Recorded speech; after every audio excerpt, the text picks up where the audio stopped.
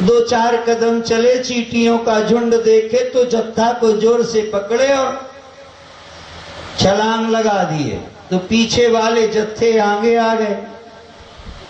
पालकी ऐसी हो गई तो राजा लुढ़काए नीचे।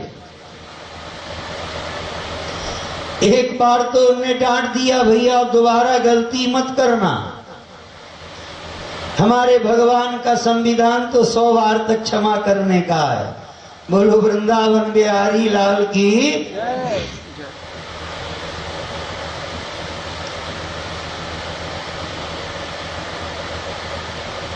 दोबारा फिर पालकी रख दी गई।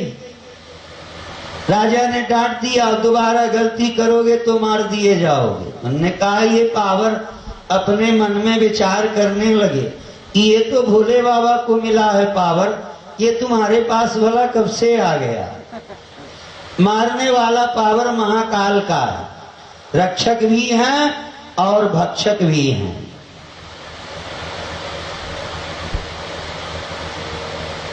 थोड़ी और दूर चले तो पालकी को वही स्थिति भई। फिर चींटियों का झुंड उन्होंने देखा होगा तो फिर छलांग लगाई।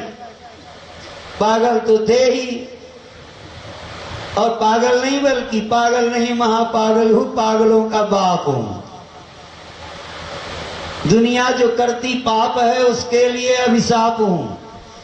ये उन्हीं की वाणी है हमारे गुरु नारायण के तत्व से। पागल नहीं महापागल हूं, पागलों का बाप हूं, और दुनिया जो करती पाप है उसके लिए अभिशाप हूं। इसमें शंकर तत्व है। दुष्टों के दमन हेतु भोजन में करता है आप हूं, और संसार के जितने विशेषण उन सबों की नाप हूं। किसी दिन बताएंगे, हमारे गुरु नारायण के पद हैं, इनकी महिमा आपको समझाएंगे।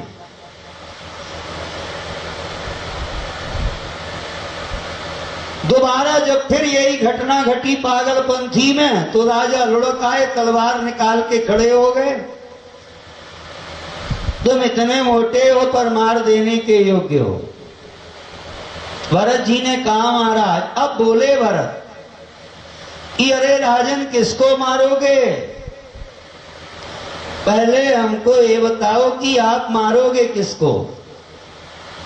अगर शरीर को मारोगे तो ये तो पहले ही से मरा हुआ है, और जो मरने वाली चीज है राजन, उसको तो तुम देख ही नहीं सकते, तो मारोगे कैसे?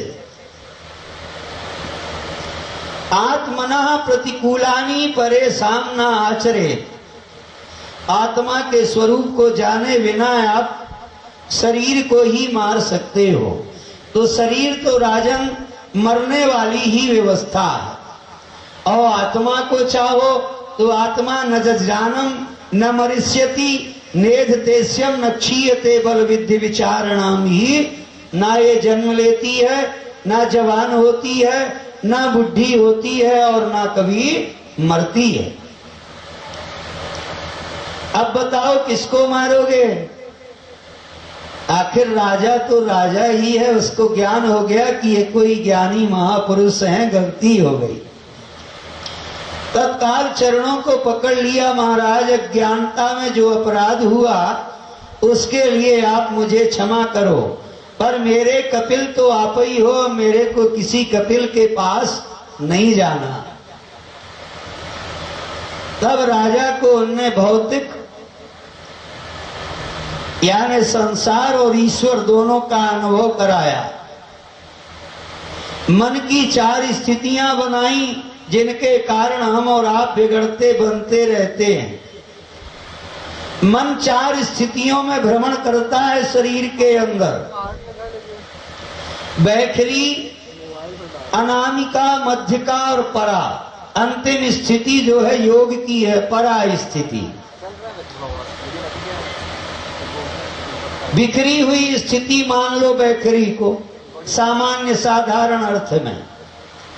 जैसे तुम पूजा करने के लिए बैठे और मन चला गया बाजार की तरफ, सब्जी भाजी लेके आना है, अभी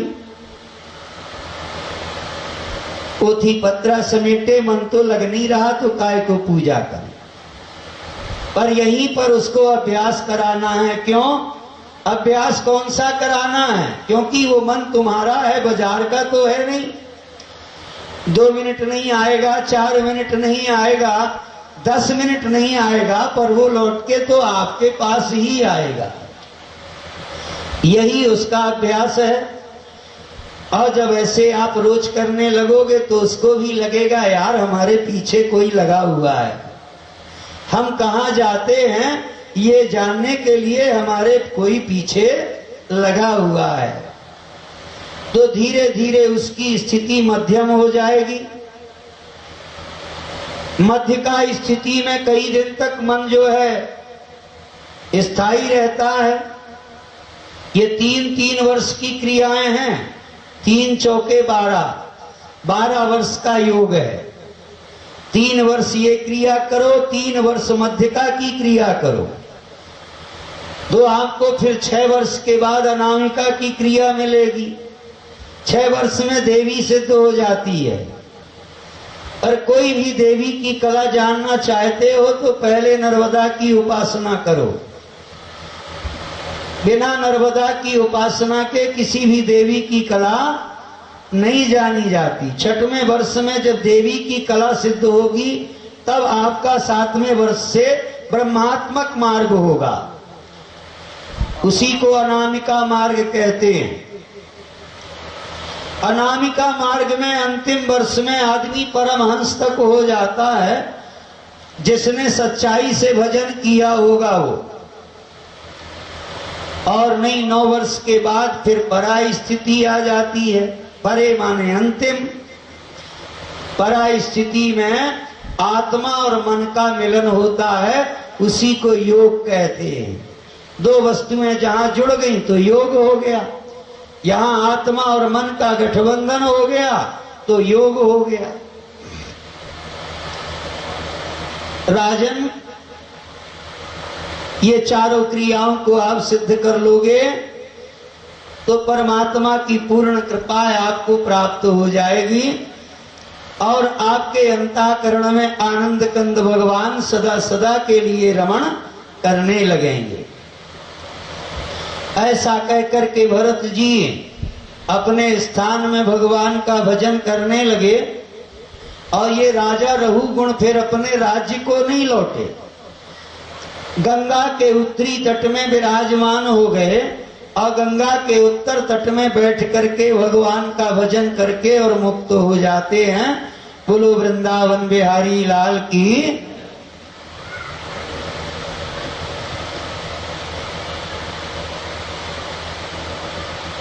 भरत जी महाराज भी हजारों वर्ष तक संसार में रहे और अंत में इनको भी परम पद की प्राप्ति हो गई।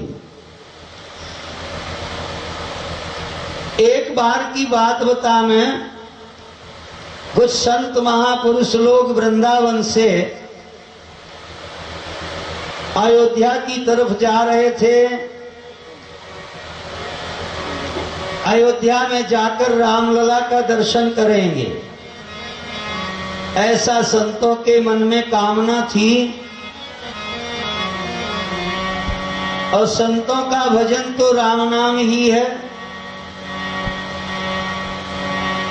राम नाम सार है और बाकी तो आइए, हमारा भी प्यार राम नाम से ज्यादा है। तो अपन भी चलते हैं अब अयोध्या की तरफ, पर साथ में राम नाम गाते हुए चलेंगे।